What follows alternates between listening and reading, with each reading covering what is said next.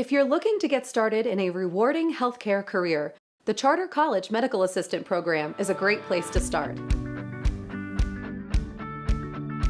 A medical assistant is a vital part of a healthcare team, working alongside physicians, nurses, and other healthcare professionals, providing hands-on patient care and supporting the operation of a medical office.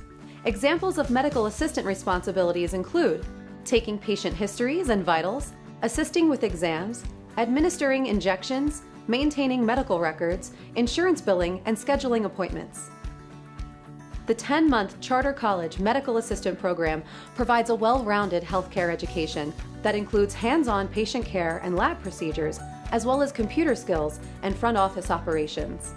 As part of this program, students complete a 180-hour externship at a local healthcare facility and prepare for and take a certification exam.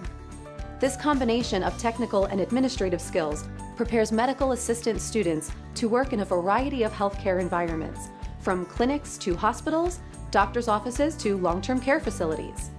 Enroll with confidence, knowing Charter College is institutionally accredited by the Accrediting Bureau of Health Education Schools. As a Charter College graduate, you'll learn the skills healthcare employers are looking for.